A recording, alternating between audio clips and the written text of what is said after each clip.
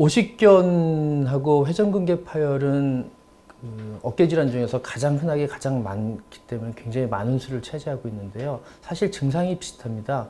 회전근개 파열도 그렇고 오십견도 그렇고 아프면은 밤에 잠을 못 이루고 팔을 들 때 아프기 때문에 오십견하고 회전근개 파열을 혼동하는 경우가 되게 많은데요.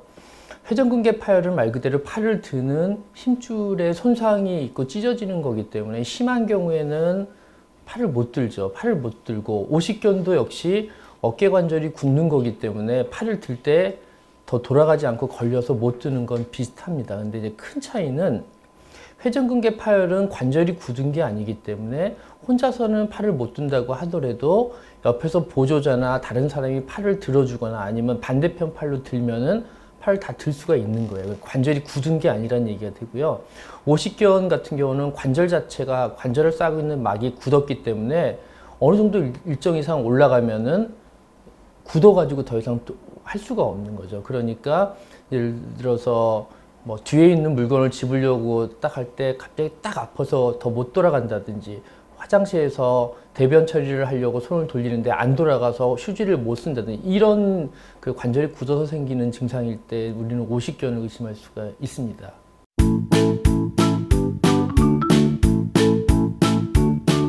오십견의 증상도 그렇고 회전근개 파열의 증상도 마찬가지로 어깨가 아프고요. 특히 두지랑 공이 밤에 잠잘 때 아픈 쪽으로 누우면 아프거나 하기 때문에 증상 자체는 비슷합니다. 근데 아까도 설명을 드렸듯이 회전근개 파열은 어깨를 드는 힘줄에 손상이 있는 거기 때문에 팔을 드는 힘이 약하긴 하지만 다른 팔로 들거나 다른 사람이 들어줄 때는 팔이 다 그 원래 정상 범위로 다 팔을 돌아갈 수가 있거든요. 근데 오십견은 그 관절을 싸고 있는 막 자체가 두꺼워져서 움직임을 방해하는 거기 때문에 어느 정도 이상 되면 팔을 그러니까 더 그 이상 더 움직일 수가 없죠. 그런 경우에는 다른 보조자가 팔을 들어주더라도 아파서 그 이상 더 돌아가지 않는다든지 이런 것들이 가장 큰 차이입니다. 정리를 하면 오십견은 수동 운동 자체가 안 되는 거고요.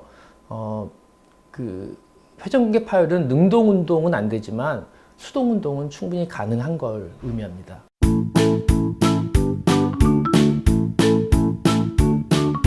회전근개는 어깨를 싸고 있는 네 가지 힘줄을 말합니다. 그래서 그 네 가지 힘줄이 어깨를 움직이고 돌리는 데 관여를 하는데요.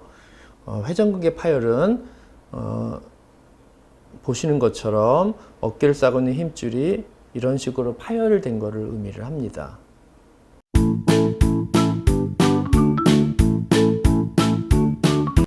예, 회전근개 파열 환자분들이 어깨가 아파서 오셨을 때 회전근개 검사할 후에 회전근개 파열이라고 그러면 팔을 들 수 있는데 왜 회전근개 파열이냐 이렇게 하시는 경우가 많습니다. 실제로 회전근개가 찢어졌을 때 어느 일정 정도까지는 통증은 있지만 팔을 들 수가 있어요. 왜냐하면 그 회전근개 파열이 됐더라도 그 완전 파열이 안 된 부위에서 기능을 해주기 때문에 팔을 들 수가 있습니다. 그렇기 때문에 그것이 가장 큰 오해고요. 그래서 팔을 들 수 있는데 아프면 오십견이라고 많이 오해들을 하죠. 실제로 회전근개 파열이 굉장히 많이 진행이 돼서 거의 팔을 못 들 정도까지 이제 되면은 그때는 이미 굉장히 많이 진행이 된 경우가 많습니다.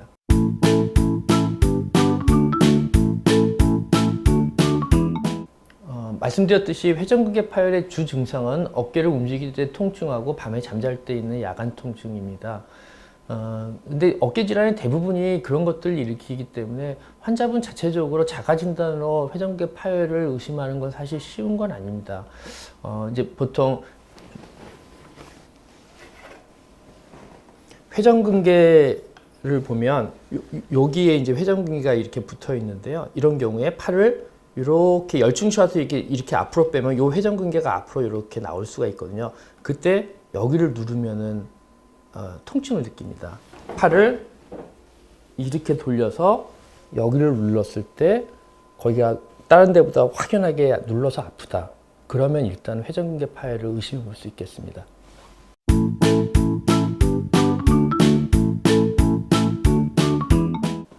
회전근개 파열은 원칙적으로는 퇴행성 변화에 의한 변화를 보기 때문에 중년 이후에 호발하는 질환이고요. 근데 이제 요새 와서 회전근개 파열이 젊은 사람들한테 많이 나타나고 있는데 그거는 그 활동력하고 관련이 있다고 보셔야 될 것 같습니다. 이제 스포츠 인구가 늘어나고요. 그 다음에 골프라든지 아니면은 배드민턴이라든지 그 어깨를 과도하게 쓰는 아니면 수영도 그럴 수 있고요. 그런 것들을 훨씬 더 사람들이 활동적으로 이제 많이 하기 때문에 늘어난다고 볼 수 있을 것 같고요. 그리고 또 예전에 비해서는 진단적인 어떤 그런 것들이 많이 늘었기 때문에 진단의 정확성이 늘어나서 젊은 사람들도 예전보다는 좀 더 많이 진단되는 것 같습니다.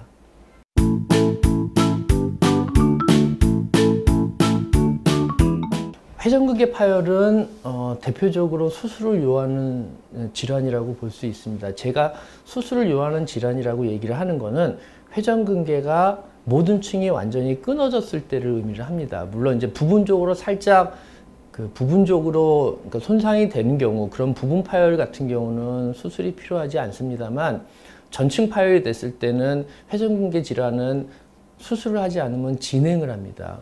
흔히 저는 환자분들께 자크 원리라고 설명을 하는데요. 자크가 한번 열리고 나면 자기 스스로 올라가진 않고 점점 더 벌어지죠.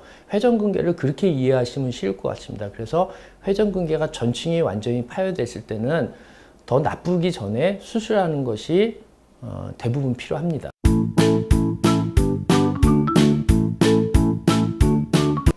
예전에 회전근개 파열은 어깨 수술 전반이 다 그랬듯이 이제 절개를 해서 그 찢어진 부위를 노출시켜서 봉합을 했습니다만 최근에는 이제 관절 내시경 기법이 워낙 이제 발달을 했기 때문에 거의 대부분을 관절 내시경으로 치료를 하고 있습니다. 관절 내시경을 집어넣어서 파열된 부위를 찾아서 그거를 이제 원래 붙어야 될 자리에다가 이제 고정을 하는 거죠. 그래서 예전보다는 훨씬 더 수술의 기법들이 환자분들한테는 간편해졌고 환자분의 회복도 훨씬 더 빠르다고 할 수 있겠습니다.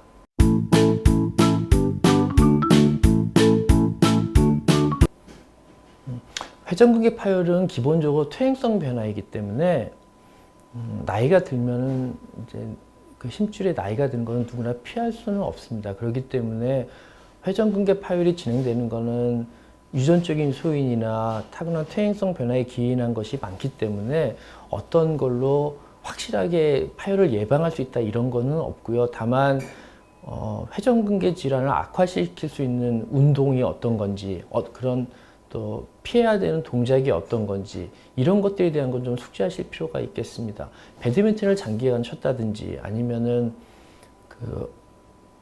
수영을 굉장히 오래 했다든지 아니면은 어깨 위로 무슨 도배 같은 거를 많이 했다든지 아니면 어깨 위로 무거운 걸 많이 든다든지 하는 어깨를 90도 이상으로 과도하게 돌리는 그런 행동을 했을 때 아무래도 회전근개는 좀 더 손상을 받을 가능성이 있기 때문에 주의하셔야 될 것 같습니다.